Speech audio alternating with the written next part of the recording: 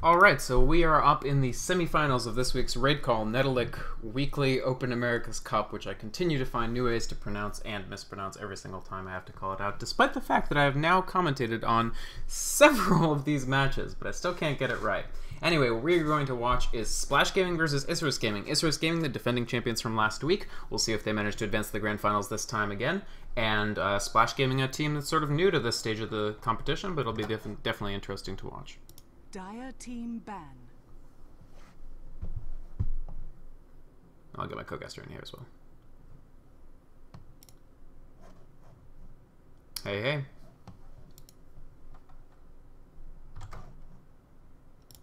It's going to be a best-of-3 series. I'm Blaze, and I'm joined by Vicromond. How's it going, man? Hey, man, it's going really well. I'm excited about this game. How about you? I just realized I'm muted to the stream, so that's unfortunate, but, oh well.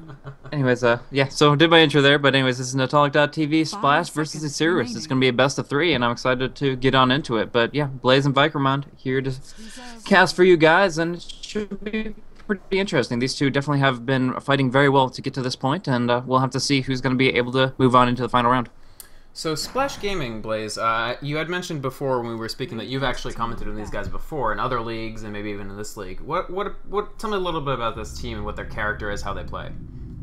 I mean, they're still kind of, they're not in that super high tier as far as, I mean, they're a solid amateur team. They've got this, I mean, they've been together for a long time. Their roster is very stable, and they're very well worked with one another. But as far as how they play as a unit, it's kind of varies game to game. They seem a little bit inconsistent to me. So hopefully, that was a couple months ago. There's a lot of time to work on different things and improve there. But they generally like to be on the aggression. They want to make sure that their carry player is farming very, very nicely, but otherwise the other four could be anywhere else on the map. They want to make sure that they're playing their style and trying to keep control of the game. But we'll have to see if that's exactly what they're going to be able to manage, or if Isurus can give them a run for their money. We've seen them in many different games here that they've just been able to control the battlefield very, very effectively with some nice aggressive heroes, and might even see the win runner picked up by Shoko once more. But for right now, just a Keeper Light drafted up as kind of a standard pick nowadays.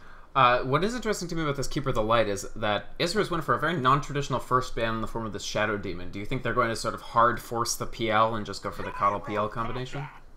I suppose so. I mean, Splash Gaming drafting out for right now the Gyrocopter, probably the Darkseer to follow up, would be the appropriate counter draft if they were worried about that Phantom Lancer. But yeah, leaving the Keeper Light open, they can still pick up that Magnus or that Phantom Lancer, so that's going to be different options there. But I feel Splash would be very remiss not to pick up a Darkseer at this stage.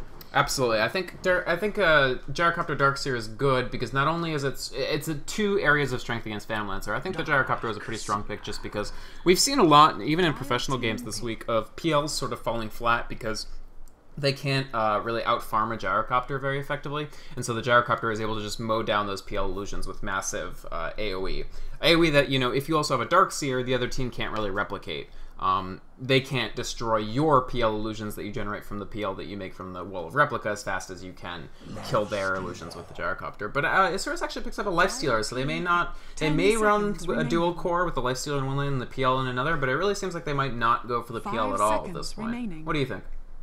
Yeah, I mean, it seems unlikely for them to run a dual core unless they're willing to go for an aggressive tri lane that doesn't have the Phantom Lancer with his Keeper Light buddy whatsoever, and that just seems a little odd. It seems like it's low potential in that circumstance, and the fact that they would be drafting into a Gyro and a DS does deter them enough that I think they're just going to run Lifestealer as their number 1, and I believe Ifrit's been picking up the carry most of the time, so he can definitely run that effectively there, and along with that, the Rubik, really, really good hero in multiple respects, but two big things that he'll be able to steal is the call down and the vacuum of the Gyrocopter and Darkseer respectively, and along with that he will have the potential to telekinesis to set up those illuminates, give at least 2 seconds extra on the time there to make it more reliable as far as a very, very powerful damage output. But in turn, Splash Gaming picking up a Bane. How do you think about that?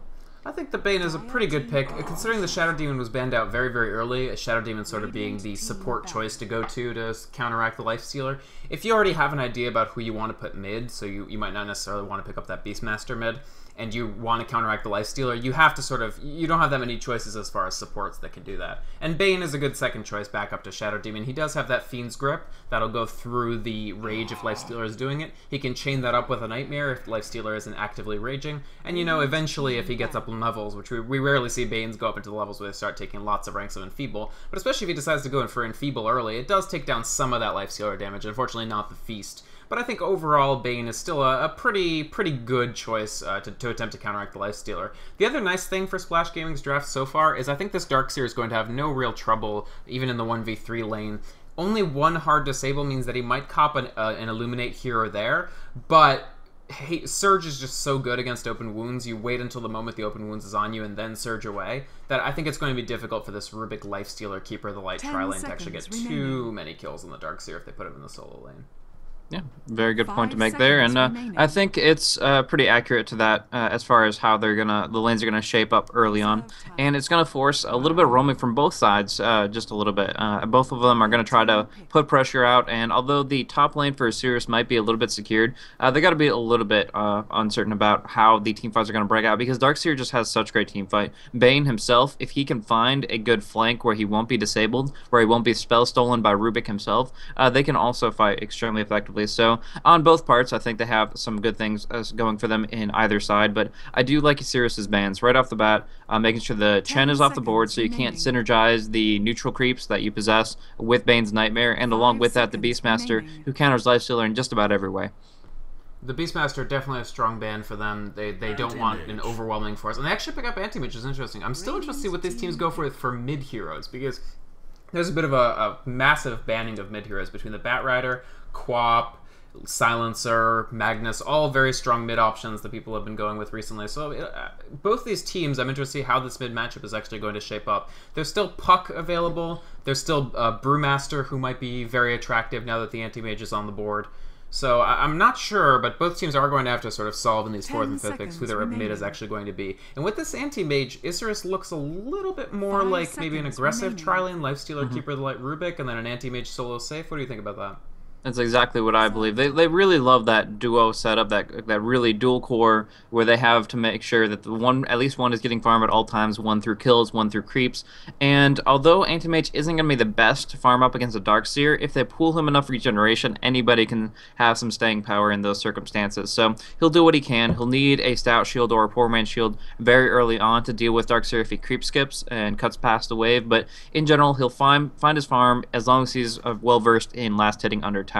I think the best reasoning for picking up a second core, other than that's just the strat that they run most commonly, is the fact that the Bane is so great at negating one individual. If you have a hero that has 20,000 net worth, he has all the items of the world, but then suddenly he just puts one button on you and they don't interrupt it, it screws you over completely. So I think it's a really good way to deal with it, is just to have a second up there. And they also pick up some aggressive mobility with the Storm to really have real control of the battlefield. Greedy build, though. Greedy approach from Isurus at this point. You've got 3 heroes that absolutely definitely need farm. They need to do well with the Anti-Mage, and I think you correctly identified that's basically a battle of wills. It can tilt in the favor of the AM if he's very clever and manages to keep hitting Darkseer with an early mana break pickup. But it can definitely tilt in the favor of the Darkseer, especially if he does things like you said, creep cutting, managing to do a lot of damage with the Ion Shell and the Anti-Mage. So that'll be just sort of a battle of skill in that lane. But with this pickup of the Storm Spirit, I think Isurus are putting themselves a little bit out there, just because now you have 3 heroes, all of whom really want to win their lanes, so they do manage to hit those levels, they do manage to get that farm, and if any of those lanes doesn't go well, you have a hero who's sort of under-useful relative to how that's going. So we do see the PL come out as a last pick. It's very interesting for them to kind of give a little bit of a feint in the other direction. They're like, okay, well, we can just have the Gyrocopter very well supported, a lot of nuke damage coming out from Bane and Darkseer, and Gyro himself has some real range of threat presence with the flat cannon, and we were just kind of figuring, okay, they're just going to go for some standard versatile mid, but they switch things up. The flexibility of Gyrocopter is so powerful, so Sidaro is going to run him on the mid lane, and we're going to see Zidane actually picking him up, the Phantom Lancer up for bottom. So pretty standard. Now that we see all 5 in the draft, they don't really have that much as far as rune control, but either way, as long as the supports are roaming around, it shouldn't be that big of a deal. So we're going to see if we will go ahead and let's start off with introducing the individual players. We start off, I mentioned Citadel is going to go on the gyrocopter. Zidane is going to be covering up that Phantom Lancer down bottom, alongside Legolas, the support player, picking up the Bane here. And then we have one of their two stand-ins, Dark God, going to head down bottom as well, while Ramzik is going to be heading up top there, and presumably doing it up with the Anti-Mage Ifrit. Definitely. And on the Dire side, on Isurus Gaming, we do have Fan of Soyeon. And I swear these guys change their names for every game because I never recognize people from game to game. But I think they're the same people. I think they're just changing their names. But he's in the Lifestealer. He'll be their #1 player. Then we've got this support from Roragok on the Rubik and Prodigious13, who we've definitely seen before. He changes his name a little less often on the Keeper of the Light. In the middle, they're going to have @ha, and I think that's a dash. It could also be a tilde. And then finally, up in the solo lane, we'll have their traditional carry player, Ifrit. Yep. So that's pretty much what we're looking at there right now, roaming on around to try to control the pace of the game down on bottom, get some good wards up, block off pulls, so on and so forth. And it seems like they're going to have their way with this area. Legolas just kind of falling back, and Zidane in a good position to be very defensive. So no first blood is happening here, but they do get at least their aggressive tri-lane ward down bottom, which gives them a substantial amount of vision. And this is a good ward. The one thing that they don't get from this ward, of course, is that they're not actually blocking the creep camps. They may actually come back and try to ward that. I'm not sure. But they have gotten vision. They can see if the PL is sort of retreating. They can see if somebody's coming back, and they can try to pick them off there. But it does look like the lanes are going to be more or less what we predicted. They actually their second ward placed up here, so they're not going to go for spawn blocking at all. I think the reason for this is actually that they're going to try to use the Keeper of the Light once it gets a couple levels to steal, to put damage onto these jungle camps to try to steal the kills and try to make sure that they don't repeatedly stack it. And so if you do have the Keeper of the Light in the aggressive tri-lane, your need to block these camps is actually a little dampened. Yeah, I believe that's accurate. Kind of using it as a little bit of a bait as well. If they can go ahead and get a good open wounds or a telekinesis off on a low HP support, they could really cause some grief in those exchanges. But smoke coming in with the Bane and the Lina, they're coming into mid. They're going to try to get the Storm Spirit early, and of course, Storm Spirit at level 1 can do almost nothing to escape. And Gyrocopter are extremely strong damage with the Rocket Barrage. They're dealing all the way down on the Storm Spirit, and it looks like they might get the pick off. They do. Kill goes to Bane, a little bit of extra gold in the support nice and early. He does have his wards that he hasn't planted yet. And we'll see these guys rotate back into their lane. But another little bit of experience for Gyrocopter. Early advantage in his lane, hits level 2 when Storm Spirit is only level 1. And an early advantage curried for them in this lane. Yeah, really sets them up nicely. And now we see on net worth value that the Bane is shooting up actually 545, which is rare for a hero that generally runs purely consumables. So can easily pick up a flying courier just to simply boost his speed to stay mobile, kind of counteracting the fact that he only has 400 attack range to harass and zone. But now that they have made their mark on the top mid lane, they really need to get as quickly as possible down towards this bottom, because Prodigious and the other support Roragok is really making it difficult for this Phantom Lancer to find anything, sitting at 1 CS himself, and they've kind of controlled the creep equilibrium a little bit so that they are making sure if they're going to go for farm that they have to be risking themselves out far away from their tower. There's almost a psychological trade-off to being against a tri-core lineup where you know that they're vulnerable because they have 3 heroes that need to farm, but if you can't really get kills one-on-one in any of these lanes, you need to make sure that your supports are maximizing their time usage. Every time they rotate from between lanes, they have to make sure that that core hero goes down. Because as you pointed out, when Bane and Lina roamed to get the kill on Storm Spirit, sure, they held down the Storm Spirit, but during that time, the Lifestealer climbs to 8 last hits, 6 denies, and you only have, at this point, 2 last hits on the Phantom Lancer, and he's starting to get behind where this Lifestealer is. He's a little ahead, actually, just because it's a 1 versus 3 situation, but still. Meanwhile, Ifrit in the top lane is actually in quite a bit of trouble already. Darkseer is going to go for the courier, Good flying. They upgraded it, though. That's really good time for that. Down bottom. Oh yeah, actually, I missed that kill. It's my fault. But they do get a pick off on Lina. So this aggressive trial off to a very good start, obviously because the Bane and Lina roamed early. That gave them a little bit of an advantage there. And then additionally with the kill, this is going to pressure the Phantom Lancer even more. He's had to sort of take a step back. He still only has 2 last hits. He's doing okay as far as experience goes. But this is their single farm. Well, actually, Gyrocopter can get some farm as well. But it's critically important that this PL actually makes a contribution in this game. Haste on mid. Yeah, and actually, Bane roaming again, he's got the haster, and it doesn't seem like they can actually do the damage to Storm Spirit, though. So Storm Spirit manages to walk away from this without too much trouble. Is Bane still holding another Smoke of Deceit? He actually is, so they may try to roam again, try to pick off another of those core heroes. Meanwhile, Rubik roaming a little bit up in this jungle, just sort of to get a little scouting information, and give Lifestealer a little bit of more free space to actually get that XP, make sure that he manages to keep pace with or exceed. Roragok, bad spot. Yeah, this Rubik actually is going to get picked off. A good Lina and Bane chain. The nice thing about Bane, this Nightmare lasts so long that it's going to always make sure that you actually are able to land things like Light Strike Array on top of it. And with the PL damage, that does make it basically so their kill situation is tied in this lane. The downside, of course, is that this Lifestealer is really in no danger yet, and he's up to about 1,400 gold. Do you think he's going to go for an early Midas? He definitely has that potential here. In a try versus try, it's not necessarily what you want to do, guaranteed, but it is one of those positions where if you do pick it up early enough, as he has farmed so aggressively, and we see it now in his stash, that is going to be able to set him up nicely to move in towards an early level 6, an early infest. Actually, when this heat-seeking missile hits, I wonder if Storm knows the trouble that he's actually in. He does get the stun. Darkseer is in. He managed to deal some damage, and the Rocket Barrage is coming out, and that's a ton of damage off the Storm Spirit. Another kill picked up for Splash. They're definitely winning this middle lane handily, but at the cost of having to roam and give space to Lifestealer in the bottom and AM in the top. And yeah, AM is picking up a few creep kills here and there. Now moving up towards 20 is really setting a bit for it to even out in this lane. Sure, he hasn't gotten an assist or anything along those lines, but just getting any breathing room is going to help him move forward very aggressively with those tranquils he'll sustain. And he's actually going to be able to direct this, contest this Darkseer much more directly, even up against the rank 3 Ion Shell. Absolutely. And so in the bottom lane, we sort of see what we were talking about with the Keeper of the Light. They're okay with keeping these jungle camps open because now that they've actually more or less, I wouldn't say they're dominating this lane, but they definitely have a comfortable lead, especially with the Lifestealer already having 27 last hits and 13 denies. They can aggressively pressure this position with the jungle where as soon as Splash Gaming actually try to do their pull and try to make sure that the jungle camps take care of these creeps in the lane, Keeper of the Light can rotate over, Rubik can rotate over, they can pick up some of those kills or even feed them to the Lifestealer, make sure that the lane stays fairly static, and continue to deny farm to the Phantom Lancer.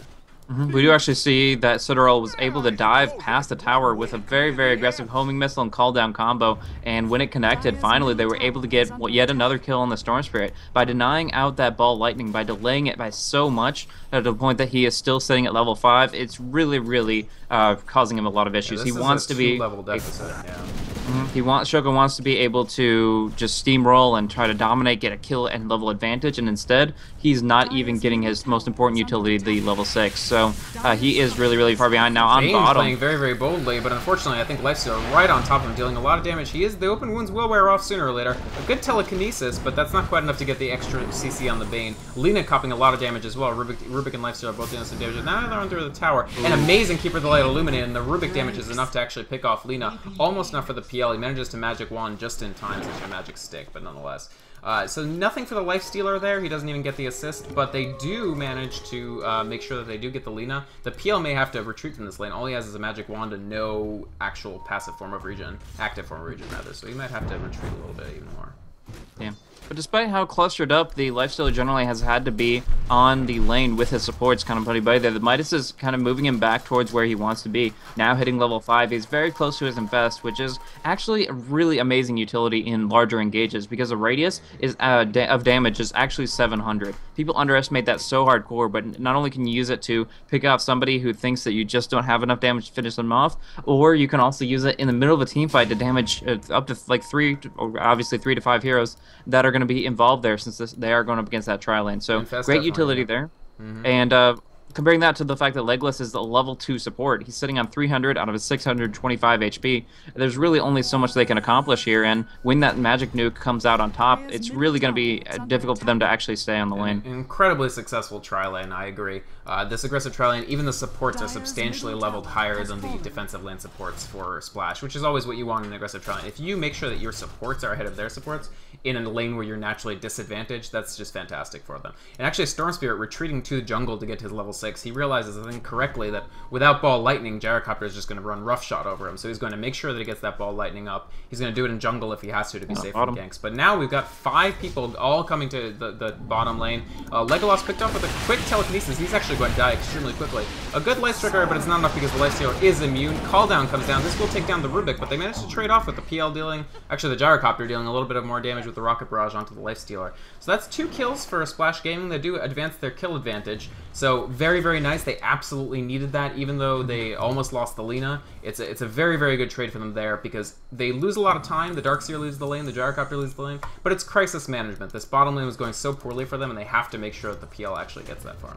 Yeah, and it was actually Isurus just really underestimating that situation, misreading it, kind of going in 3 versus 5. They had obviously no idea that the Darkseer was intended to be there, but yeah, they surged on in the Bane, used him and Lina as a little bit of a bait, but once they had the disables set down, that was just setting the place for Phantom Lancer and Gyrocopter to dish out their damage. But like you said, Ifrit is going to be able to stay more active on this lane here, move in presumably towards the Battle Fury now that he's picked up that Ring of Health, and that's going to put him in a commanding lead comparatively. We also see Storm Spirit, now level 6 from a couple of jungle kills, is actually going to go in aggressively onto the Darkseer, keep in mind, who has no mana. No mana, not even for Surge, and he doesn't have Soaring for 12 seconds. This could be the death of him. He gets pulled in with the last of the Storm Spirit, a lot of damage already going out. The Anti-Mage picking him off with a quick Mana Void, and Gyrocopter enters, but I'm not sure he'll actually be able to make much of this. The Homing Missile goes after the Storm Spirit, but he will TP out, no problem. The Homing Missile is just going to continue to uselessly go. It'll eventually hit him about a year from now. But Anti-Mage and Storm Spirit escape with their lives after this sort of easy kill of the Darkseer. Down a bottom. And big damage coming out of PL. Great Illuminate, that TK Illuminate combo they mentioned earlier, and with the Lifestealer, using that Infest to score the last hit. Lots of damage just getting thrown out way too quickly for Phantom Lancer to be able to deal with it. And this bottom lane is going from bad to worse here, because every time the Lina and the Bane are away, Bane's still at level 2. He just has the 1 rank in Brain Sap, which is incredibly ineffectual and mana inefficient, and 1 rank in Nightmare. I mean, that's all the tools that he currently has. Lina doing a little better, but still they're not there in time to actually save that Phantom Lancer, and that causes Darkseer to have to perform that sort of crisis management role, leaving the Anti-Mage to farm top. And so this tri-core... Oh, actually, Lina is stepping a little bit away from the tower and popping an immediate open wounds. Great timed rage from the Lifestealer, and the Illuminate will get the last hit, even though the Lifestealer is attacking somebody completely different. PL rotates in and immediately cops a ton of damage as well. Darkseer is in the fray. He's doing a lot of damage with his Ion Shell. That'll be enough to take Rubik, Keeper of the Light, and probably Rubik as well. PL throwing out with Spirit Lens just to seal the deal. So a good turnaround, good rotation from Darkseer, but again, you see all the heroes that are alive of Splash Gaming in the bottom lane, and this means that the Storm Spirit is crawling his way back into the game, now all the way up to level 8, so only 1 level behind the Gyrocopter, where he was threatening to be 3 levels behind. Meanwhile, Anti-Mage continuing to farm top, about to take down this tier 1 tower. But although Phantom Lancer hasn't picked up too much as far as farm, he's only sitting at 31 CS, he has been able to take part in these kills, get a couple through the Lance, so he's sitting at 2, 1, and 3, and although he was having a really rough time early on from this aggression of the tri-lane, by kind of distributing that gold back in his direction, giving the carry the gold density he needs, Phantom Lancer is going to be able to commit a lot to this game here, and the fact that they didn't really draft too much in the sense of AoE, with a Gyrocopter and Darkseer picked up for Splash themselves, this Phantom Lancer, if he can just get enough to substantiate his illusions, is going to be able to accomplish a lot. Very large damage output with not too much return unless Lifestealer uses that attack speed to move in towards after this Drum of Endurance, something along the lines of a Maelstrom. Yeah. Looks like the invisibility isn't going to do too much for Storm Spirit. It times out without anybody actually coming to fight the Anti-Mage. They were hoping to bait somebody into the Anti-Mage and then immediately jump Storm Spirit on them, but nothing really comes of that. Darkseer in trouble in the bottom, I think, actually. The Telekinesis and immediate response to the Surge, that'll take away about half of its duration. It looks like he'll actually get away fine. But this Trilane is now going to pressure the bottom tower, most likely, which is good because we just had Splash rotate to the other side, so it leaves a little bit of time for Isurus to actually pressure this bottom tower. The downside, of course, of the PL is that he is catching up, but the fact that he had that slow start means Anti-Mage, who already becomes just a little more dangerous than PL a little bit earlier, is just a little bit less of what we traditionally think of as a hard carry. That AM is going to hit his Battle Fury at a very good timing and start really eclipsing the PL in terms of farm until the PL sort of builds up a lot of items. But I think a Clash is going to actually come out pretty soon. We've got 3 players smoked for Splash Gaming coming in on the back of Isurus, and this is going to be an engagement in just a moment. Nightmare comes out on the Rubik, Lifestealer already in the fray dealing a ton of damage, Light Striker rate inefficiently falling on him. Bane will go down, but Rubik has been taken down as well. Storm Spirit enters the fray, Lifestealer manages to get another pick up on Lina, and now Splash in a lot of trouble. Gyrocopter getting taken out with the Storm Spirit Coddle combination. Darkseer is just sort of forced to flee. I think they thought they had much more of an advantage in that fight than they actually did, and they lose 3 for 1. Yeah, the call down was really well timed. They got it with a lot of slows and damage on the supports, but they didn't really have the follow-up they needed there.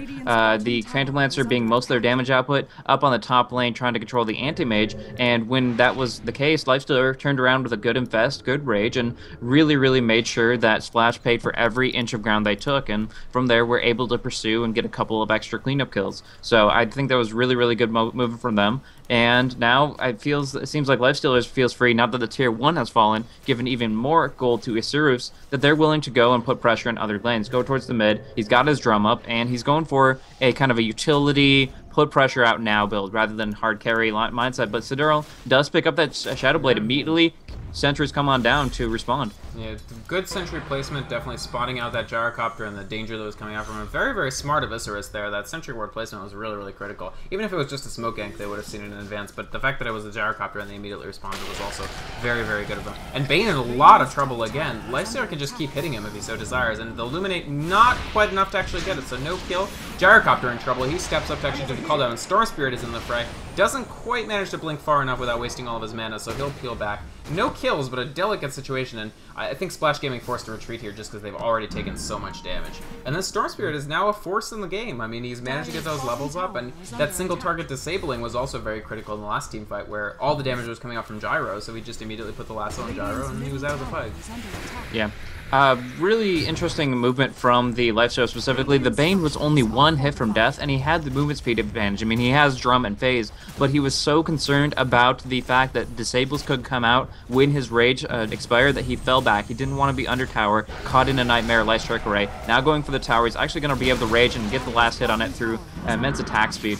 And from there, more gold on the board. He's actually jumping up really, really nicely, sitting at 490 gold per minute himself, and that's just alongside the free farming Anti-Mage. Right. I mean, obviously, the Lifestealer has been participating in far more fights than the Anti-Mage has. He's just been slowly farming this jungle. Now that he has the Battle Fury, of course, it'll speed up substantially the rate at which he farms. But at least 2 core heroes just doing extremely well, and Storm Spirit, even with his slow start with the 3 deaths, is doing well enough that he's able to participate in fights, which is really all they need considering they have 2 other primary farmers who are also managing to get up there. I did want to know, Lina tried valiantly to get the deny on that tower, but of course when you talk about a Lifestealer who has the attack speed bonus from Rage against Lina, who has one of the worst attack animations in the game, it's going to be very, very difficult to actually land that deny. So no hard feelings for Lina from that. Mm-hmm. Yeah, I think that instead of going for a Maelstrom or anything AoE-oriented, that Fan of Theon, or whatever his actual tag name is going to be going for, he's obviously picking up an Armlet here, and I think he's just going to go for physical damage, maybe follow that up with a Desolator, and rely on the supports to always have detection available. They played this really, really well in previous games, and I think that they could keep this going, where they just have a gem very, very early on, they have sentries all the time, and they make sure that individuals that pick up items like Shadow Blade or the Phantom Lancer who relies on that Doppelwalk to escape on out. I think they can really make them pay for it just by focusing them down hardcore. Now we do see Lifestealer the Storm Spirit, and we're going to get a Night Spawn. He jumps immediately. The Storm Spirit lasses the wrong PL, and they might cop a call down immediately from this, but the Storm Spirit dies extremely quickly. Lifestealer is in the fray and dealing a lot of damage, and Gyrocopter has open wounds, but I think they're just going to have to run right out of this. Of course, their escape tools are pretty good, so they might escape from this fairly safely. Storm Spirit throwing out an Illuminate, sorry, a Keeper of the Lightest, and Lifestealer looks like he might want to actually fight this out. That's not smart. He's taking a ton of damage already. They are going to try to take him out. He has this Rage. Will they be able to kill him? They do. Just in the moment before he actually manages to TP out, they get the kill. Nice good TV out by Rubik, though. He was in a pretty bad spot, and the duration of Nightmare is so long that they could actually set up another kill, but he was able to evade it through a pretty powerful juke. But one thing to mention is Storm Spirit jumping in that fight did not have any mana left at all when he did. He only has an Orchid, no treads, he only has a Oblivion Staff and no treads whatsoever. So with that, once he jumped on in, he had to commit fully. He had 1 right click, and from there he was just a hero that has 800 HP and about 90-some attack damage. It's just really, really not that relevant when you're underneath a tier 2 tower right in front of everybody. So good initiation. But will they get the right one this time? They do, and AM will probably deal the rest of this damage. Doesn't even have to use his Mana Void, and that's another kill on the critical hero that Splash really, really wanted to develop. They will try to respond. A Nightmare on the Storm Spirit will ensure that this homing missile actually lands, and the call down is going to follow. They may deal enough damage to him before he actually manages to blink, and they continue on to the Anti-Mage. A big Illuminate from Coddle actually hits 3 players, but they can't continue pursuing the Anti-Mage, it doesn't look like. Isurus is actually considering turning this around. Lina is actually really, really vulnerable. She does not throw out her stun, and she's going to be picked off extremely quickly by the Anti-Mage. She does get Light Strike Array. Will Anti-Mage be taken down to the back half? Oh my goodness, Gyrocopter managing to get the pick off on AM. A critical, critical kill for Splash Gaming. Yeah, that's really, really important there. And it's just he was a little bit overconfident there. Didn't see when she was fogged out that she popped off a couple of stick charges, kept her mana and HP up, so he couldn't just do one more right click, mana void, and run away. He instead got caught in that light strike array and got dropped down instead. So that is, I believe, yeah, his first death in the game, and that will start slowing his farm considerably. He really doesn't want to be engaging in combat until he has that Manta style. When he hits 3 a.m., that's when he starts striking out with that mana burn and with the potential to just burst down any one of these high intellect supports. So for right now, he has been in a lot of different fights that he doesn't really need to be, and could just be opting to farm up stacked ancients and those kinds of things instead. Right. Lifestealer is managing to get some farm in the opposing jungle here. I am interested it's picking up a thread from earlier. It'll be interesting to see what the Lifestealer actually ends up going for as far as items, because if he goes something like Desolator, that sort of signals Isurus' idea that they can actually close this out early. They're not worried about the Phantom Lancer. They will just be able to sort of take the entire team down pretty early before the PL gets very big. Maelstrom is sort of the more long-term thinking, where eventually the PL will start generating tons of illusions. We don't have a lot in the way of AoE other than really Keeper of the Light Illuminate. So we're going to need to get the AoE from Maelstrom and other AoE abilities. Actually, Bane throwing out an ultimate, and this is going to be a ton of damage on this anti-mage. I think they might take him down. They do! 4-on-1, but it's the right one. And if you can pick off anti-mage, it's worth committing a substantial amount of your team to actually slowing him down. And another 50 seconds on the sidelines for him immediately after his last death. Darkseer decides to press the issue, but this is going to be an immediate response from Storm Spirit. Did they overextend? Call down is going to come down. Darkseer is still alive. A timely mech charge manages to save him. And they get Rubik too. Will they continue chasing this? Homing Missile is actually chasing Keeper of the Light. It will land. Good dust from the Storm Spirit reveals the Gyrocopter, but they don't actually have any tools to do it. A lot of damage going out on the Keeper of the Light, but they're going to turn it right around on the Storm Spirit. He goes to the safety of the Tier 1 tower. It looks like he may make it out, but the entirety of Splash Gaming is up here, and they are going to threaten. Storm Spirit jumping and gets Keeper of the Lighted, so I see why. He jumped only because he was safe. Yep, the recall finishing on out there and just pulling him out of danger, getting a little bit of a goodbye lightning sent that direction. But yeah, the reason that I'm still not gonna get that. Anyways, Raising. The reason that he was able to go that aggressive underneath the tower despite being counter-initiated on by 3 heroes is because he has finished up his mechanism. Getting that so early on is allowing him to just be very, very stable and make sure that he can initiate very aggressively without really risking his life too much. Now moving in towards an Aghanim Scepter, he really wants those anti-mage illusions. He knows they build up a ton of stats, and same thing with an Armlet Lifestealer. If they can get those two up inside the wall and they're dealing 140% base damage, it can be amazing for Team Splash to really, really turn things around. So that's definitely their intention here. But the Lifestealer picks up an aggressive item of the Geometry Site, and with that Armlet active, and they might try to take anti-mage yet again. They do pop the Bane ultimate, and they're following it up with the Light Strike Array, and it's enough. Again, they pick off the anti-mage. So Splash Gaming, great poise, great choice of who to actually target.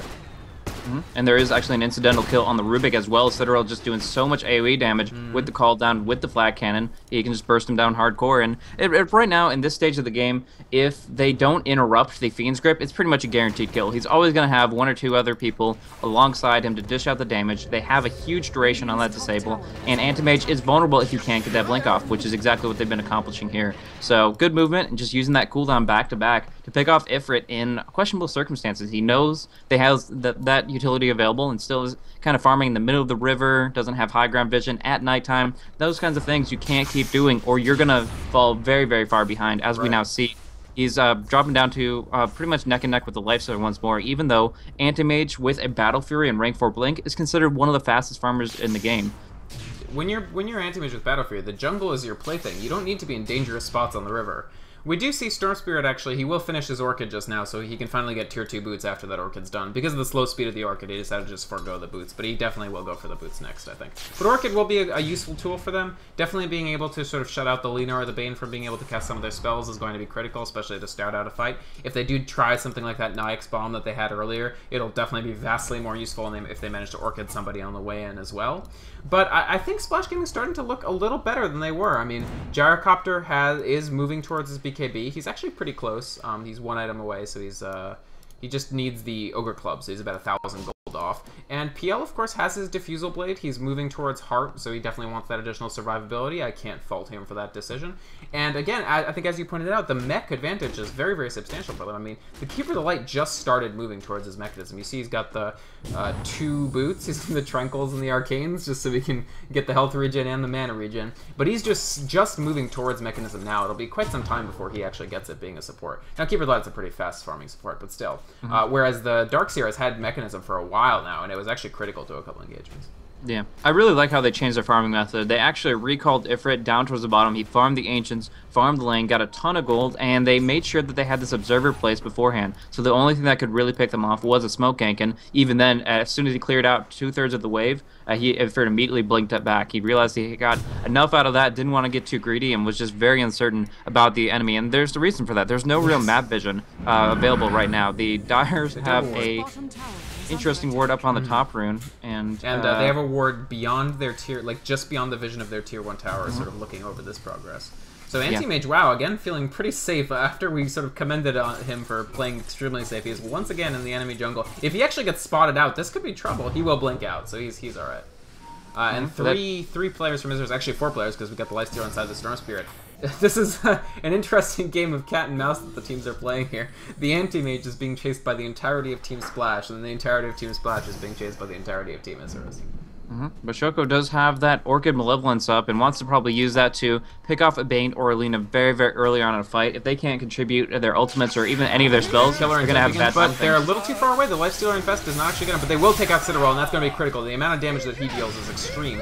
They respond killing the Storm Spirit very, very quickly with all the spells of the Lina and Bane, but this means that the Anti-Mage could come in if he so desires. Some damage being dealt to the Rubik from the Phantom Lancer. The Telekinesis doesn't do much. Phantom Lancer is actually surged, and they might step away from this. Anti-Mage is in the middle with... is that an Invis rune? Yeah, in the middle of an invisibility rune. So they don't know that the Anti-Mage is here, and it'll be interesting to see if Isurus actually decide to pursue this more intently. Most likely not. The Anti-Mage is just going to peel off and farm the Ancients or something. His Manta style is done, so that farm that he got in the opposing jungle lifted him just that level of managing to get the Manta style, and he is once again on the top of the net worth charts. And the kill on Gyrocopter, honestly pretty critical. Move him away from that BKB and make sure that Splash don't feel comfortable engaging. Every single fight they've won so far, they've won on the back of the damage coming up from the Gyrocopter. So if they don't have him, I think they'll be too scared to actually take a fight. Yeah. They really have to keep in mind this Bane ultimate here. I think that Shoko really wanted to get just a free kill and walk away, but every single time they pop that off, yeah, they didn't commit it to the Lifestealer, and that could have actually signaled Isurus to jump on in, but they don't really have great ways to pursue things if the Storm Spirit isn't in play. All their chase involves Anti-Mage and Storm Spirit, so like you said, he was kind of tentative about going on in, but they stayed grouped enough that even without a Gyrocopter, they could easily fall back without using the call down or things along those lines. So, a good pickoff in general on the Gyrocopter, but it ends up just being a 1-for-1 exchange on the mid. And moving on forward, it does not change really the course of action that's been going on through. Zidane has his rank 2 Diffusal moving in towards Heart, and it's just going to be his farm going up against Lifestealer and Anti-Mage. If they don't start putting pressure on him immediately, then Zidane has the later game scalability. Sure. And Isurus, let's note, as we sort of go on into the 30-minute mark, the 40-minute mark, the 50-minute mark, carry versus carry, it is very difficult to beat a PL. You can try to do it with tools like Maelstrom, maybe double Skull Dasher on the AM and Lifestealer if we go that far, but it's a very, very difficult and uphill climb. What you really want against PL is to have those illusion heroes, but I mean, they don't really have any hero that will be able to generate illusions. Maybe the Rubik if he gets a Wall of Replica Steel or something, but that would be pretty exotic. So that PL is, even if he's behind on farm, is going to become a very, very substantial threat just because they don't really have a hard counter to him in place. Storm Spirit managing to escape, the vacuum does miss, he manages to ball lightning very, very smartly. If he had done anything other than that long distance ball lightning, he would be dead right now. And Roam from Splash doesn't actually manage to get a kill. They move 4 players over, it doesn't do too much. Now we do see Keeper Light moving in towards that mechanism, only 700 gold away. If he can acquire that, they will actually be able to fight against the opposition, especially with this Manta style up on AM. Pretty much just by the way, for Lifestealer. That's going to be helping him a ton. If he builds that into a Mjolnir specifically, he's going to have all the attack speed that he needs to really stay on target, keep feasting away on heroes like Darkseer, who have a pretty substantial amount of HP to work with. And from there, of course, cleaving on away with the lightning, it will really reduce the amount of damage that PL can put out. But I'm curious now, he picks up a Blade of Alacrity. I guess he just is going to go for that Yasha instead of finishing out of the Heart. How do you feel about that pickup? Sorry, who's getting the Blade of Alacrity? Zidane is going to go for the Yasha instead of the Heart. Huh.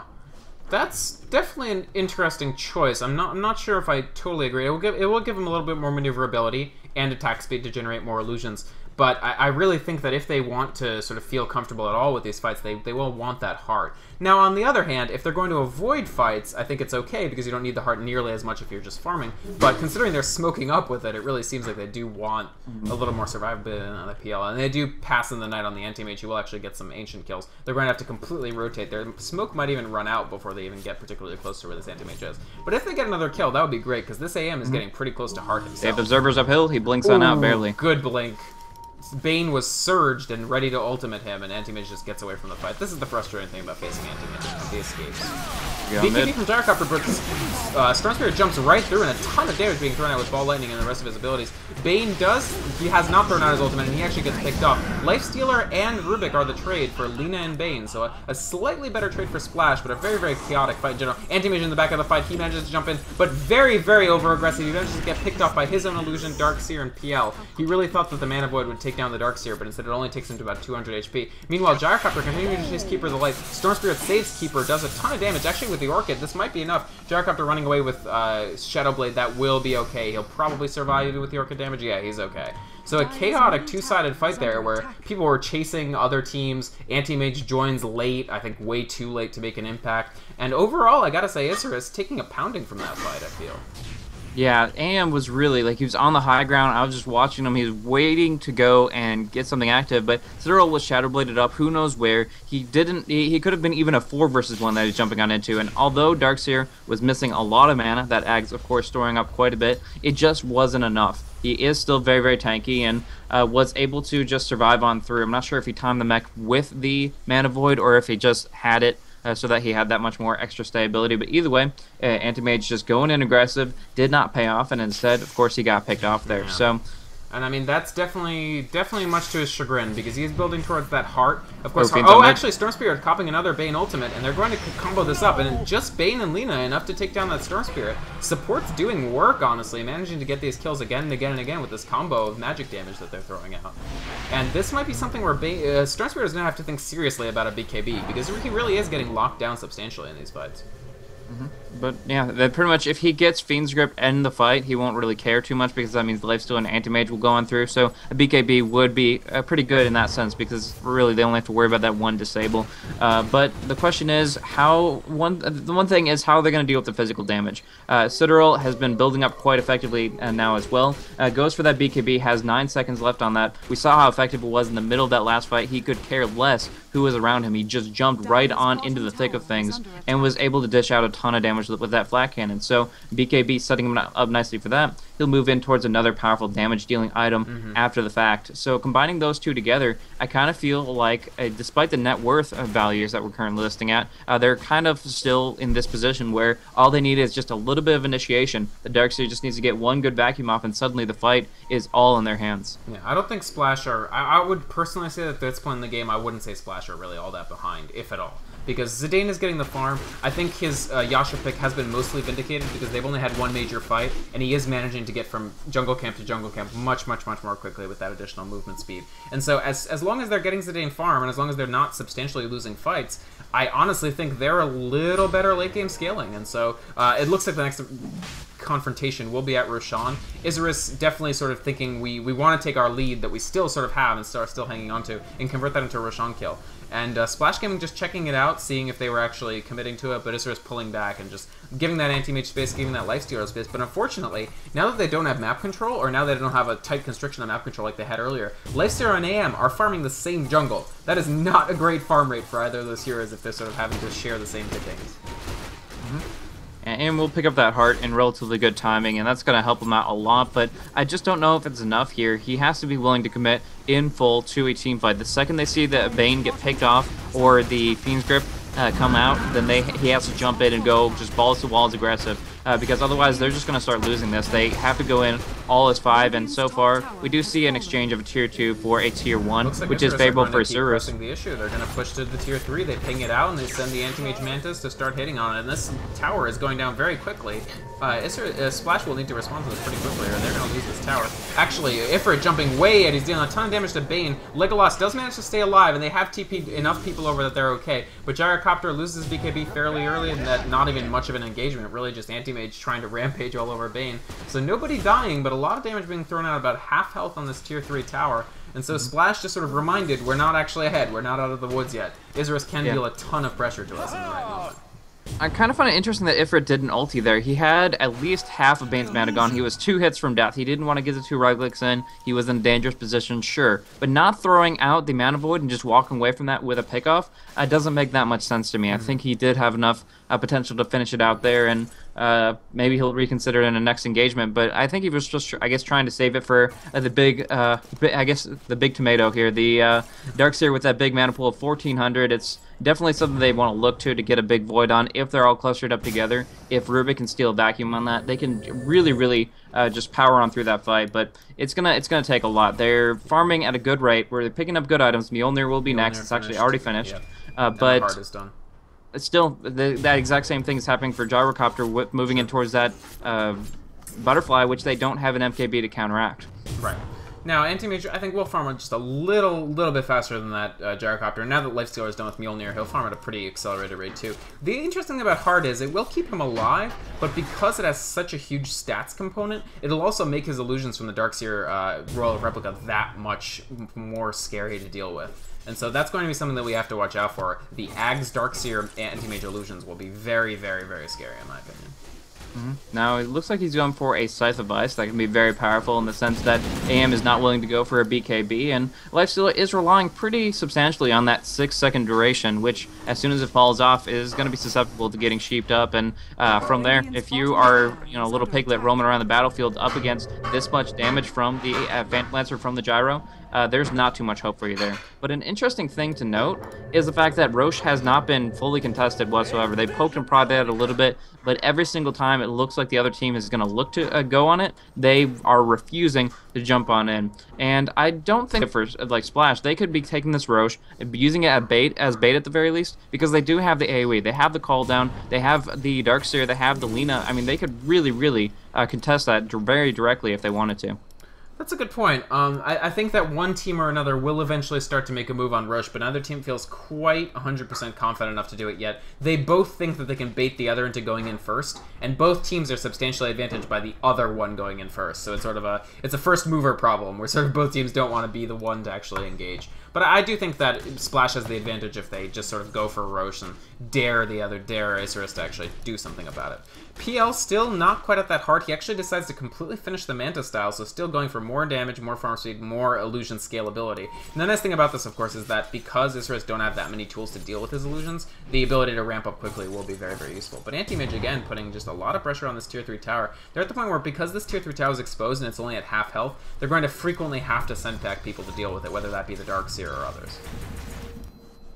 Absolutely. And we do see a Ghost Scepter come out from Darkseid. I really like that pickup against a Anti-Mage that can Manta up and just burn down through his mana really quickly. That's going to make it so that he has stability in the fight, that he can jump around, and that as soon as AM loses focus on him as a target, he's going to be able to pretty much control the battlefield as he will. That vacuum... Oh, they are going to be smoking up, so they're going to go right up down towards the mid lane.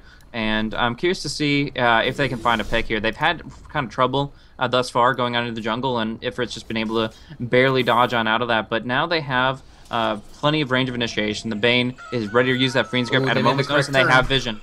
They might actually get him this time. Storm Spirit is here. Do they actually use the ultimate on him? Not. So they decided not to go for the Anti-Mage, or they felt the Anti-Mage guys just got away a little too fast. So they do pop the Bane ultimate. It does get them a kill on Storm Spirit, but again, Anti-Mage escapes, Lifestealer escapes, which are far more essential to the game plan of Isurus than Storm Spirit is. But they do get a pick. The smoke is not completely wasted, and this gives Splash a little bit of room to push, although they really have to worry again about the pressure this Anti-Mage can put on the bottom tier 3.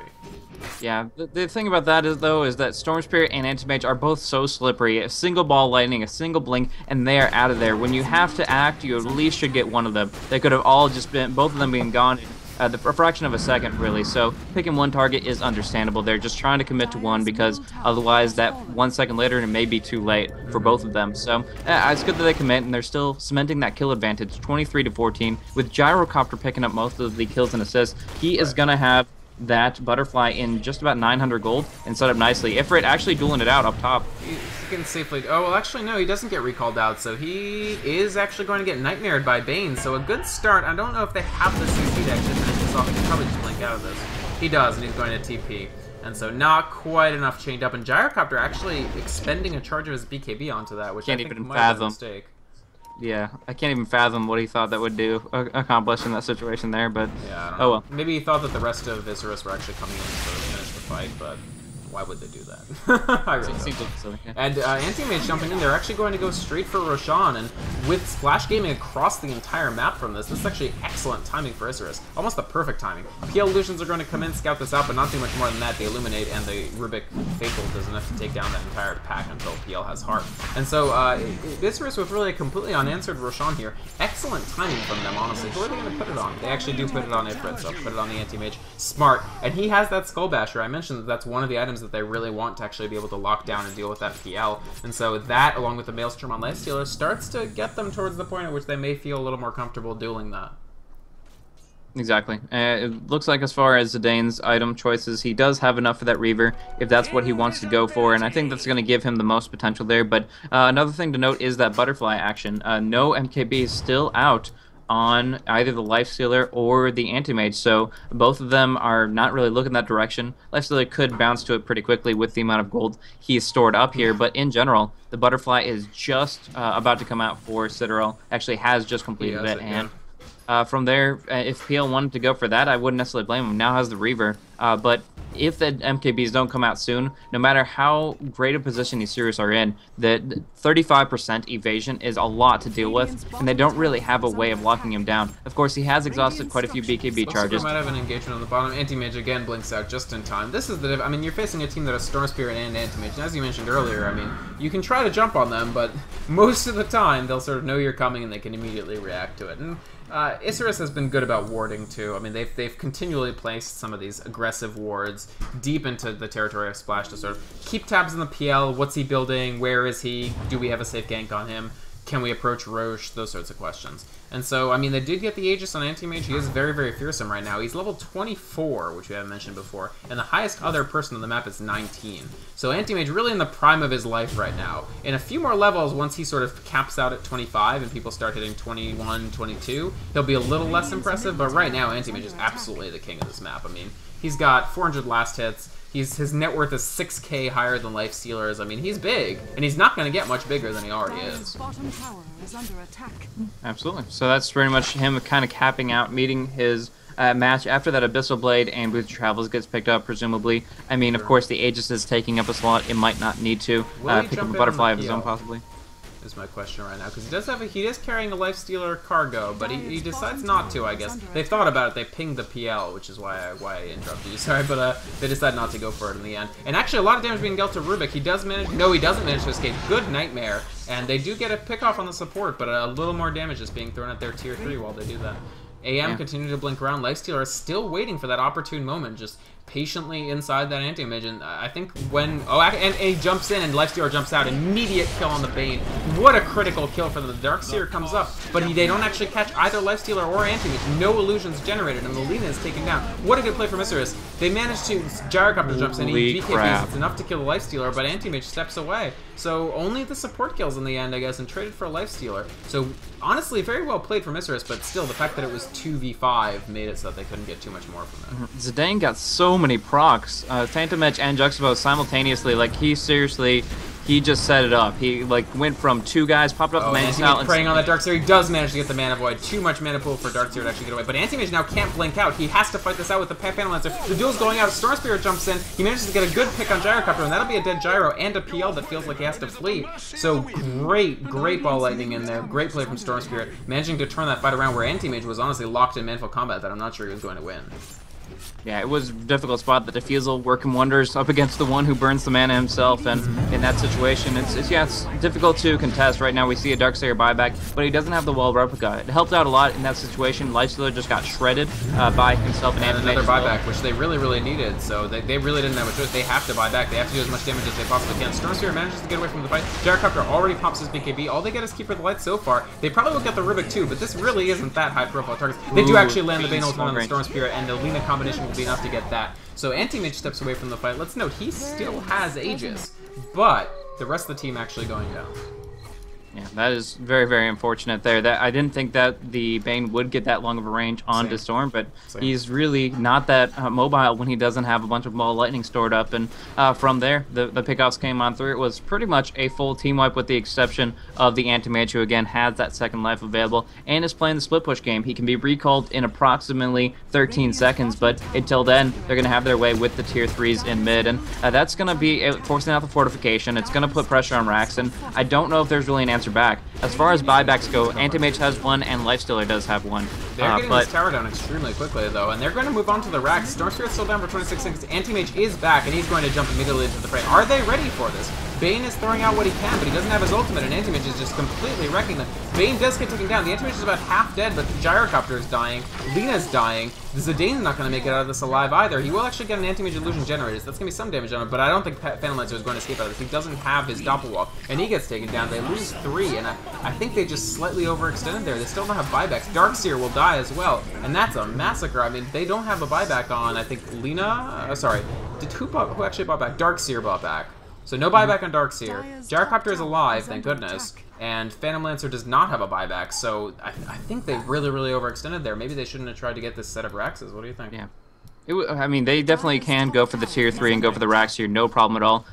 Obviously, the timing of it will be based on backdoor protection here, but really solid engage for Isurus. Going in, Ifrit used the Abyssal immediately on the Bane, focused him down hardcore, and took him out of fight before any of his spells could come out. It seems like a small thing, but making sure that your carries can keep on DPSing despite the illusions and so on and so forth allowed them to focus down on the PL.